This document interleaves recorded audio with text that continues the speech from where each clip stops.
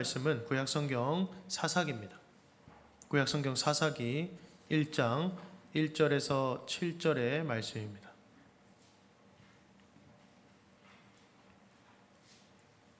사사기 1장 1절에서 7절의 말씀입니다. 제가 한 절, 여러분이 한 절 교독하고요. 마지막 7절은 함께 한 목소리로 읽도록 하겠습니다.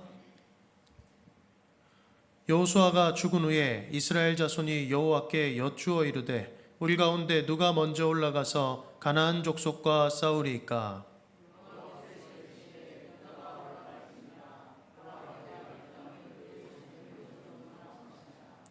유다가 그의 형제 시므온에게 이르되 내가 제비 뽑아 얻은 땅에 나와 함께 올라가서 가나안 족속과 싸우자.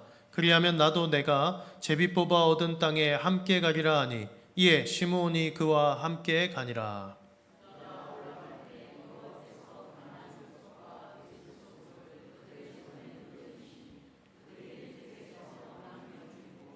또 베색에서 아도니 베색을 만나 그와 싸워서 가나안 족속과 브리스 족속을 죽이니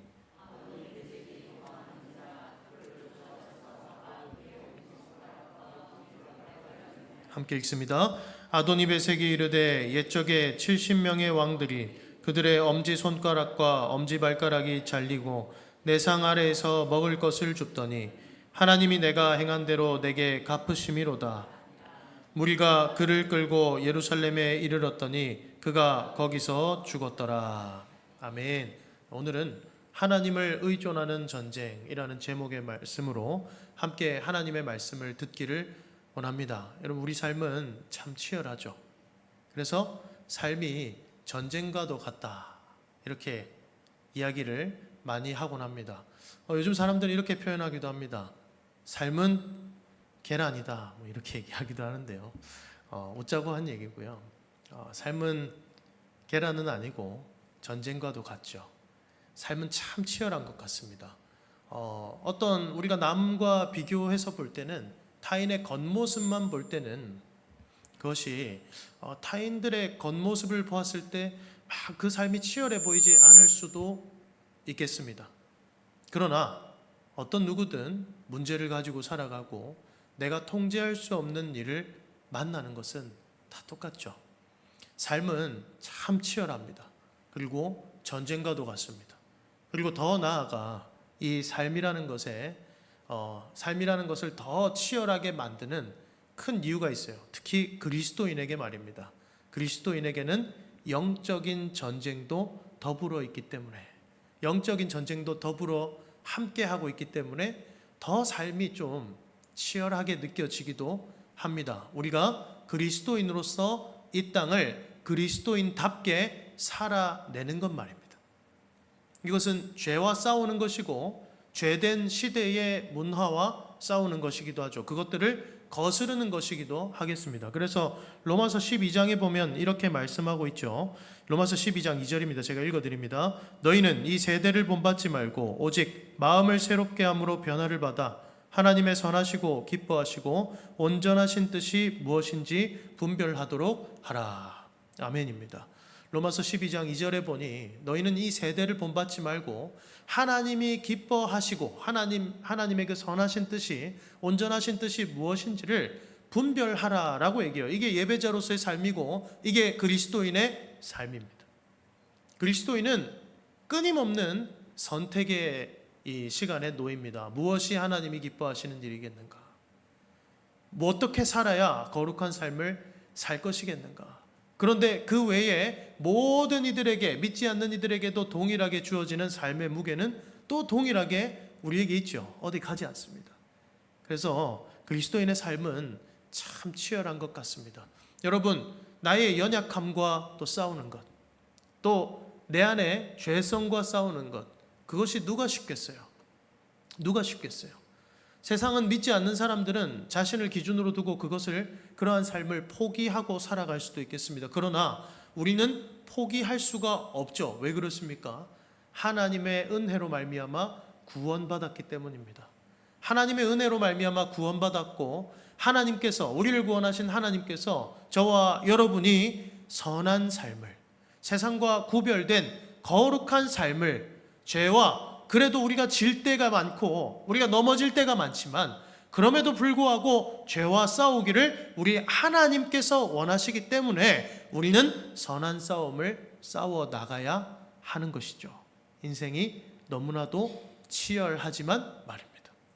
그렇기 때문에 그리스도인의 삶은 참 전쟁과도 같다라고 또 표현할 수 있겠습니다. 그리고 그렇다면 우리가 이 전쟁을 수행하는 데 있어서 필요한 것들을 잘 준비를 해야 되겠죠. 그런데 이것은 세상 사람들이 전쟁을 준비하는 것과는 다릅니다. 세상 사람들이 전쟁을 준비한다라고 할 때에 이 전쟁 준비라는 것은 상대방을 이길 수 있는, 내 상황을 이길 수 있는 강력한 힘을 가지는 것을 전쟁 준비라고 할 수 있겠죠. 그러나 여러분, 우리의 영적 전쟁의 준비는 완전히 달라요. 어떤 개념에서 다르냐면 세상에서의 이 육적인 전쟁의 준비는 나의 힘을 준비하면 그만입니다. 그러나 영적 전쟁의 준비는 나의 힘을 준비하는 것이 아니라 우리의 모든 능력의 근간이 되시는, 근원이 되시는 우리 하나님을 깊이 의존하는 것, 이게 전쟁 준비예요. 하나님을 깊이 의존하는 것이 전쟁 준비입니다. 여러분, 세상 사람들에게 아무나에게 한번 물어보십시오. 전쟁 준비로 누군가를 의존한다 하면 이상한 이야기지 않습니까? 자신의 무력과 자신의 무기를 잘 준비해야 될 것 같은데 우리는 잘 의존하는 것, 누구를요? 하나님을요. 하나님을 잘 의존하고 의지하는 것, 그분께 기대어 있는 것, 더 기대려고 하는 것, 이게 저와 여러분들의 전쟁 준비입니다. 저와 여러분들이 반드시 해야 하는 전쟁 준비이죠. 그리스도인에게 전쟁 준비라는 것은 이것보다 중요한 것은 없어요. 우리는 자꾸 우리의 삶을 치열하게 살아가다 보면 세상이 요구하는 것들이 있고 남들이 다 하는 것들이 있죠. 그것들을 다 해야만 할 것 같아요. 그것들을 다 해야만 이 전쟁을 수행할 수 있을 것 같은 유혹에 빠진단 말입니다. 모두가 다 하니까요. 여러분, 단적으로 좀 웃긴 얘기는 하지만 저는 SNS를 하지 않습니다. 요즘 친구들이 많이 하는 인스타그램, 이런 어떻게 생겼는지도 몰라요. 인스타그램도 안 하고 페이스북도 안 하고 다 안 해요, 여러분. 다 안 하는 이유가 있는데 이 SNS가 결코 저에게 딱히 유익하지 않은 것 같아요. 남들의 삶을 이렇게 들여다보고 또 우리는 좋은 것만 보여주지 않습니까? 딱히 유익한 것 같지 않아서 안 합니다. 안 하니까 너무 자유로워요. 할 때보다 훨씬 자유롭단 말이에요. 저도 할 때가 있었으니까요. 그런데 어떤 주변의 동료 사역자들이 이런 얘기를 한 적이 있습니다. SNS를 안 하고 어떻게 애들 중고등부 사역을 하고 애들 사역을 합니까? 이런 얘기를 해요. 왜냐하면 아이들이 전부 다 SNS를 하거든요. 요즘 그거 아세요? 요즘 애들은 카톡을 하면 잘 안 받습니다, 여러분. 인스타그램 DM이라는 걸 해야 받는다 그래요. 다이렉트 메시지라는 걸 해야 받는다 그래요. 저는 뭐 그런 거는 중요하지 않고 SNS를 그래도 하지 않아요. 그리고 제가 그 친구들에게 했던 얘기가 있습니다. 어떤 얘기였냐면 인스타그램 안 해도 SNS 안 해도 아이들과 소통하는데 전혀 문제 없던데 라는 거예요. 사람과 사람 간의 소통이 물론 그들과 공통된 언어를 가질 수 있겠죠. 아, 인스타그램에 이런 게 있지. 아, SNS에 이런 걸 얘기하고 있지. 그러나 여러분, 저에게 있어서 아이들과 소통할 수 있는 가장 강력한 무기와 길은 사랑하는 것입니다. 그들에게 그저 관심을 가지는 것입니다. 물론 많이 부족하지만 말입니다. 여러분, SNS를 안 하면 아이들을 데리고 사역할 수 없을까요? 그렇지 않습니다, 여러분. 그렇지 않아요. 마찬가지입니다, 여러분. 여러분, 세상 사람들이 갖추고 있는 것들을 가지지 않으면 우리는 영적인 싸움을 잘 해낼 수 없을까요? 하나님이 원하시는 삶을 온전히 살아갈 수 없을까요? 답은 여러분들이 더 잘 알고 계실 것입니다. 더 나아가서 한번 얘기해 볼까요? 여러분, 하나님을 더 깊이 의존하는 자를 이 세상에서 하나님이 굶기실까요? 하나님이 못 살게 하실까요? 우리는 세상에서의 주어진 삶에도 최선을 다해야 됩니다. 정말로 최선을 다해야죠. 그리스도인으로서 말입니다. 그리스도인이 쟤네들은 어떻게 남들이 보면서 쟤네들은 교회 다닌다 그러고 예수를 믿는다 그러면서 어떻게 저렇게 자기 일을 함부로 하고 함부로 살아, 이런 소리 들으면 안 되겠죠. 그러니까 더 최선을 다해야 됩니다. 그리스도인이라는 게 정말 때로는 멍에와 같이 느껴질 정도로 무거울 수도 있어요. 그렇게 느끼면 안 되겠지만요. 그럼에도 불구하고 말입니다. 우리는 그리스도인으로서 사회에서 그리고 나의 개인의 삶에서 많은 책임을 가지고 살아갑니다. 그러나 여러분, 이 책임을 온전히 하나님을 의존하며 잘 짊어지고자 하는 사람들, 세상의 것들을 좀 덜 의지하더라도 말입니다. 세상의 무기들을 덜 가지더라도 하나님을 더 깊이 의존하고자 하고 그 삶에 최선을 다하는 자들을 하나님이 책임지시지 않으실까요? 하나님이 책임지시는 줄 믿으시기 바랍니다. 우리는 그 사실을 좀 미련할 만큼 믿어야 돼요. 그 사실을 좀 미련할 만큼 믿어야 된단 말입니다. 여러분, 교회가 하는 프로그램들, 여러 프로그램들이 있습니다. 이 프로그램들을 다 제해버리면 교회가 안 돌아갈까요? 잘 돌아갑니다, 여러분. 잘 돌아갑니다, 여러분. 아무것도 하지 않아도, 예배만 드려도 잘 돌아갑니다. 영적으로 힘을 얻을 수 있습니다. 하나님을 더 바라보는 데만 힘써도 전도할 수 있습니다. 그러나 여러분, 제가 다른 모든 프로그램을 부정하고자 이 얘기를 하는 것이 아니죠. 그것이 아니라 그럼에도 불구하고 우리가 눈에 보이게 이러한 같은 목표를 가지고 움직이기 위하여 여러 프로그램들을 그리고 일정들을 함께 소화하는 것이죠. 그럼 수련회도 필요 없고 전도 행사도 필요 없고 다 필요 없겠죠. 그럼에도 불구하고 교회가 여러 가지를 하는 본질적인 이유가 무엇인지를 여러분, 우리는 꼭 기억해야 돼요. 이 프로그램 자체를 바라보는 것이 아닙니다. 프로그램의 모양 따위는 하나도 중요하지 않아요. 이것은 이렇게 하면 더 좋을 것 같은데요, 저렇게 하면 더 좋을 것 같은데요. 다 맞습니다. 말씀하시는 것이 다 맞아요.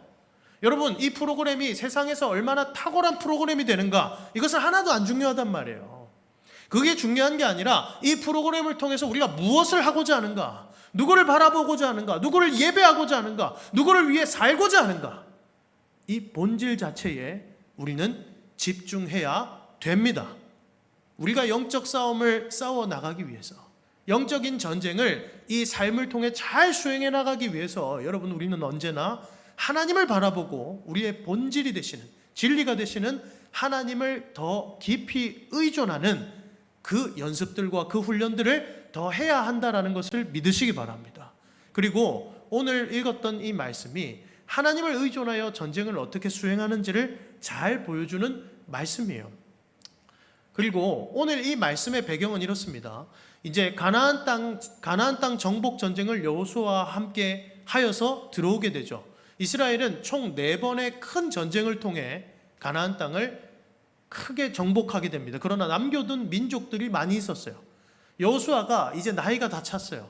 그리고는 땅 분배를 다 하기 시작합니다. 분배를 해놓고서는 뭐라고 얘기하냐면, 땅 분배를 하고 나서 너희들 각 지파별로 그 받은 땅에 남아있는 이방 백성들, 이방 민족들과 이방 신들을 다 쫓아내버려라, 진멸해라 라고 이야기합니다.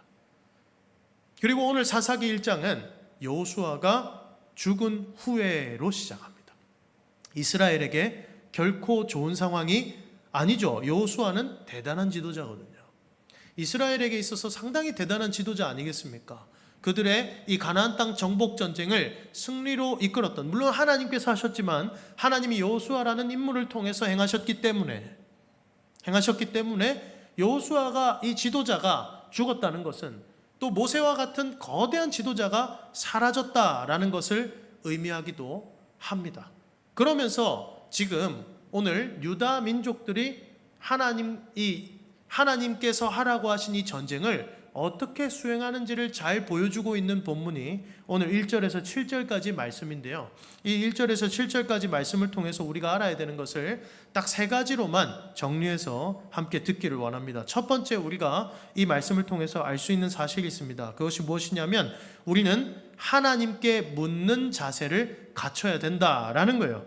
여러분, 우리 1절, 2절 한 번 더 함께 읽어보도록 하겠습니다. 띄워주시면 좋겠습니다. 1절, 2절입니다. 시작. 여호수아가 죽은 후에 이스라엘 자손이 여호와께 여쭈어 이르되,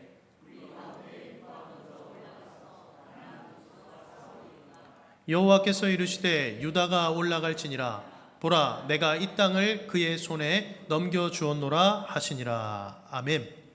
여호수아가 죽은 후에 이스라엘이 여호와께 여쭈어봐요. 우리 가운데에 누가 싸우기를 원하십니까? 라는 거예요. 여러분, 우리의 이 영적 전쟁을 잘 수행할 수 있는 제일 먼저 되는 삶의 태도는 하나님께 묻는 거예요.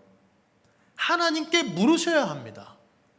여러분, 하나님께 묻는다는 건 뭘 말하는 거겠어요? 하나님을 의지하는 것이죠. 하나님을 의존하는 거잖아요. 내 뜻과 내 생각과 내 결정을 의존하는 게 아니라 하나님께서 결정해 주시고 하나님께서 인도해 주십시오. 그것이 가장 선한 것인 줄을 믿습니다 라는 거예요. 그러니 하나님께 물어요. 여러분, 우리 삶을 한번 돌아봤으면 좋겠습니다. 우리는 하나님께 얼마나 묻고 있는지요. 우리는 하나님께 얼마나 묻고 있는지요. 물론 이 앞에 계신 여러분들은 삶의 많은 부분들을 기도하며 하나님께 묻고 있는 줄을 압니다. 그리고 여러분, 그 삶이 복된 삶인 줄 믿으시기 바랍니다. 그게 하나님이 원하시는 바른 태도예요. 바른 태도예요. 여러분, 우리는 성령 충만을 구합니다. 성령 충만을 구하고 성령 충만함을 받으면 막 귀신이 떠나가고 병든 자가 낫고 막 죽은 자도 일어나고 이럴 것 같죠, 여러분? 그게 아니라 여러분, 성령의 충만하심을 누리면서 산다라는 것은 하나님과 아주 사소한 부분도 동행한다라는 걸 의미하는 거예요. 하나님과 아주 내 삶의 사소한 부분까지도 동행하며 살아가는 걸 말하는 거예요. 그것은 하나님께 끝없이 묻고 하나님이 원하시는 길로 가고자 하는 싸움이 됩니다. 성령의 충만함을 입는 자, 언제나 능력이 넘치기만 하는 자가 아니라, 그런 사람이 아니라 성령의 충만함을 입으며 살아간다라는 것을, 또 그것을 누리며 살아간다는 것은 하나님과 아주 가까이 있는 거예요. 물론 하나님 우리와 함께 하십니다. 모든 믿는 자들과 임마누엘 하나님으로서 함께 하십니다. 그러나 여러분, 성령의 충만함을 입은 사람은 어떻습니까? 더 하나님이 나의 삶의 작은 부분도 동행하고 계신다라는 것, 함께하며 작은 부분도 돕고 계신다라는 것을 누리는 삶, 그것이 성령 충만의 진정한 의미라고 할 수 있겠습니다. 또 그 삶 가운데에 하나님께서 때로는 능력을 주실 때도 있고 뭔가 능력을 행할 때도 있겠지요. 그러나 그것은 상시적으로 날마다 일어나는 것이 아니에요. 언제나 능력이 일어나지는 않잖아요. 우리는 대부분 평범하게 살아갑니다. 대부분 평범하게 살아가며 하나님께서 그 나의 가장 지극히 평범한 삶 가운데 함께하고 계심을 느낄 수 있습니다. 믿으시지요? 그 사실을 믿으셔야 됩니다. 그러니 여러분, 하나님께 물으셔야 돼요. 아주 작은 부분도 하나님께 물으셔야 돼요. 하나님, 내가 어떻게 싸우기를 원하십니까? 하나님, 내가 어떻게 살아가기를 원하십니까? 하나님, 나의 삶 속에서 내가 지금 어떻게 선택하기를 원하십니까? 하나님이 원하시는 것은 무엇입니까? 그 말은 반대로 뭐겠어요? 하나님이 말씀하시는 대로 하겠습니다가 들어있는 거예요. 나는 하나님을 의지할 테니 하나님께서 인도해 주시는 대로 내가 하겠습니다. 이스라엘 백성들이 사사기 초반 그리고 여호수아 시대의 후반에서는 그래도 하나님께 묻는 모습을 보여주고 있어요. 우리가 전쟁하는 데 있어서 가장 중요한 것은 하나님을 의존하는 것이지. 기억하고 있는 거예요. 무엇을 기억하고 있냐면 여리고성 전투부터 시작해서 하나님께서 그들에게 끊임없이 함께 하시며 전쟁의 승리를 주셨던 그 하나님의 은혜를 기억하고 있는 것입니다. 그러니 묻지요. 여호수아가 죽어도 절망하지 않지요. 사람의 역할은 한시적이지만 위대한 지도자가 있어도 그 사람의 역할은 한시적일 수밖에 없지만 하나님은 영원하시기 때문입니다. 그러니 우리는 영원하신 하나님께 내 삶을 의탁하며 하나님께 물어야 할 것입니다. 이게 영적 전쟁, 그리고 삶의 치열한 전쟁을 수행해 나가는 데 있어서 가장 중요한 태도 중에 하나입니다. 하나님을 의지하고 하나님께 묻는 것 말입니다. 그리고 이 말씀을 통해서 우리가 두 번째로 알 수 있는 게 있어요. 그게 무엇이냐면 우리는 함께 싸워야 한다라는 사실입니다. 3절에 보면 뭐라고 말씀하고 있냐면 이 유다가 하나님께서 유다에게 가라라고 얘기하세요. 가라라고 얘기하시면서 뭐라고 얘기하시냐면 유다가 싸우러 올라갈지니 내가 이미 유다의 손에 적들을 넘겨주었다 라고 얘기하죠.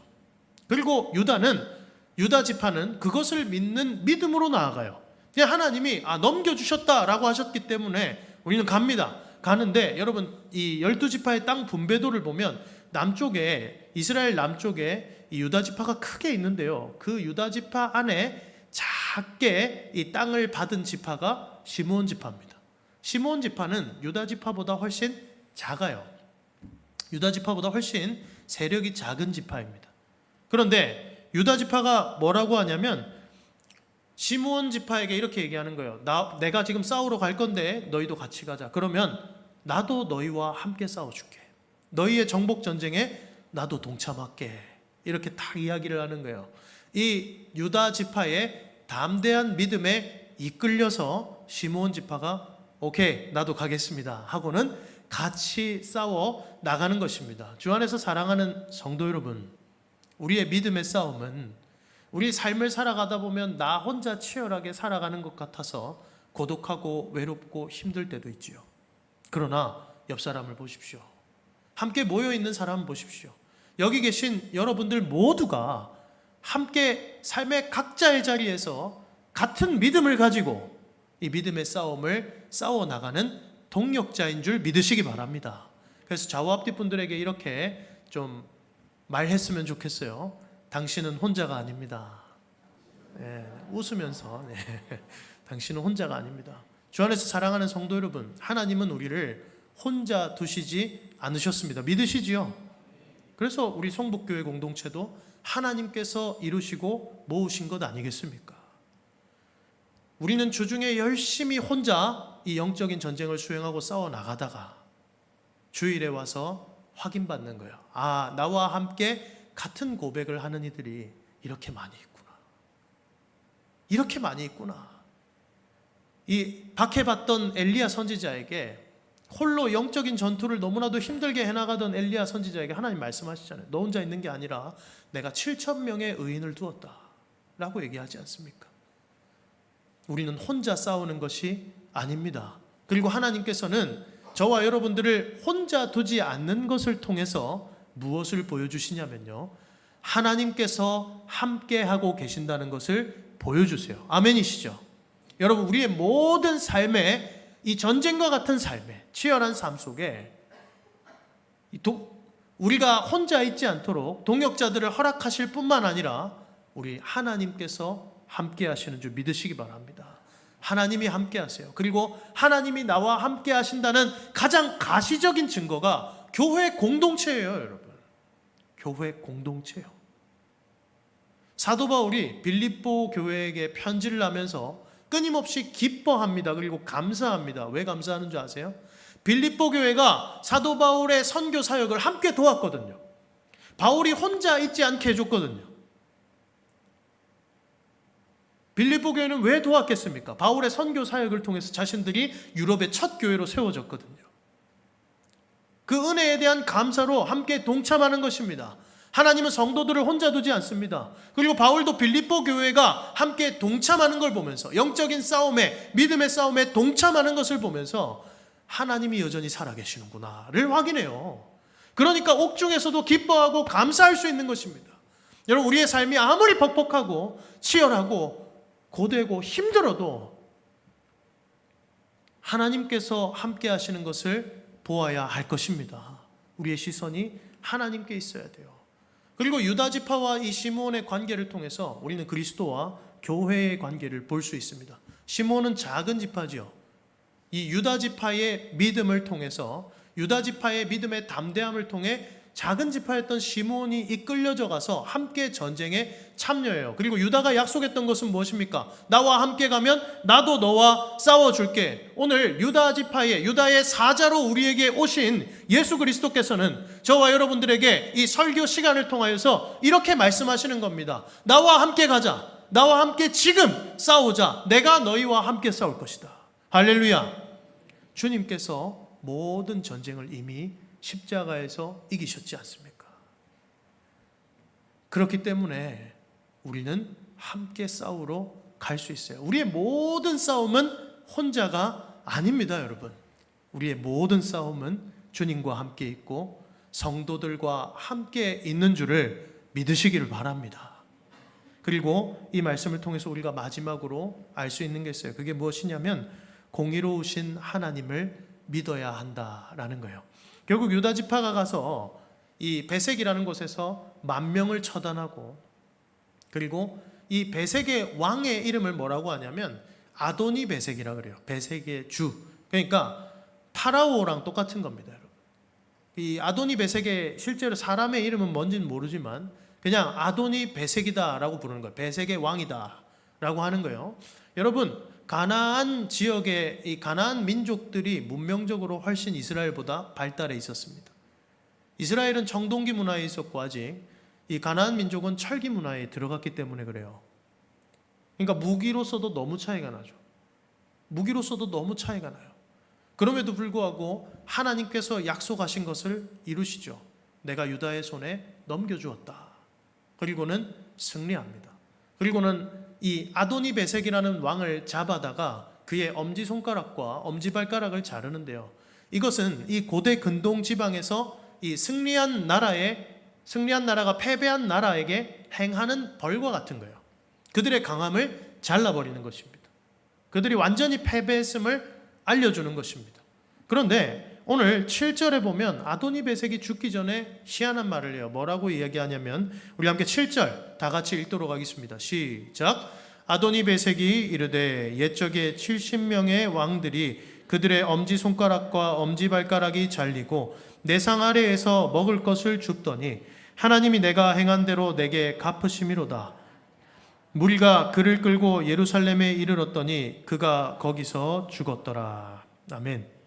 뭐라고 얘기하냐면 아도니 베색이 자신의 처지를 보면서 이렇게 얘기하는 것입니다. 내가 70명과의 전쟁, 70명의 왕들과의 전쟁에서 승리해서 그들의 엄지발가락과 엄지손가락을 내가 잘랐는데 내가 그렇게 되었구나. 하나님이 내게 행한 대로 갚으셨다라고 이야기하고 있어요. 주 안에서 사랑하는 성도 여러분, 우리 하나님은 공의로우신 하나님인 줄 믿으시기 바랍니다. 물론 이 땅에서 하나님의 공의가, 하나님의 정의가 세상을 보면 온전히 실현되지 않는 것처럼 보일 수도 있습니다. 그러나 여러분 잘 기억하십시오. 이 세상에도 권선징악이라는 말이 있듯이 하나님은 모든 일반적인 은총을 통하여서 우리의 모든 인생들 가운데에 공의롭게 역사하시고 다스리고 계세요. 악인들의 결국은 심판이고 멸망입니다. 그래서 시편 1편에 뭐라고 얘기합니까? 악인들은 바람에 나는 겨와 같으며 악인들은 의인들의 모임에 들지 못하며 그들은 망하리로다 라고 말씀하고 있습니다. 주 안에서 사랑하는 성도 여러분, 그러니 여러분 의인으로서 살아가는 것, 이것이 그리스도인의 영적 전쟁 아니겠습니까? 그런데 내가 의롭게 하나님의 뜻을 행하며 살아가려고 아무리 노력해도 세상은 그걸 알아주지 않는 것 같고 세상에서는 악인들이 더 잘 되는 것처럼 느낄 수도 있습니다. 아도니 베색과 같이 70명의 왕들의 엄지발가락과 엄지손가락을 잘라버리고 자기가 많은 살육을 저지르고 세상의 군주로서, 강한 군주로서 군림할 수도 있습니다. 악인들이요. 그러나 악인들의 결국은 어떻습니까? 심판입니다. 우리 하나님은 공의로우십니다. 하나님은 정의로우십니다. 여러분, 죄를 지은 자가 법정에서 죄를 지은 대로 형벌을 받는 것을 의롭다 그래요. 하나님의 심판은 하나님의 의로우심의 근거에 있습니다. 우리 하나님은 의로우시기 때문에 심판하는 것이 마땅합니다. 그리고 저와 여러분들이 바라는 거예요. 모든 사람들이 바라는 것입니다. 우리는 이 땅에서 정의가 실현되길 바랍니다. 그리고 정의가 온전히 실현되지 않을 때에 그것을 답답해하고 힘들어하죠. 악인들이 잘 될 때 누가 좋아합니까? 그런 뉴스들을 볼 때 누가 좋아하겠어요? 죄인들이 죄 지은 대로 벌 받는 것을 우리는 정의라고 느낀단 말입니다. 하나님이 정의로우신 것, 하나님이 악인들을 심판하시는 것, 그것을 우리는 믿어야 돼요. 하나님이 그러한 성품을 가지고 계신다는 것을 믿어야 합니다. 그러면 이것을 믿는다면, 공의로우신 하나님을 믿는다면 우리가 해야 되는 일은 뭘까요? 의인의 편에 서기 위해 부단히 노력해야 되는 거예요. 내 삶에 하나님이 말씀하시는 것에 순종하고 의를 행하기 위해서 부단히 노력해야 되는 거예요. 왜요? 우리는 하나님의 말씀을 통해서 하나님께서 악인들을 미워하시고 악인들을 심판하신다는 것을 알고 믿고 있기 때문에 그렇습니다.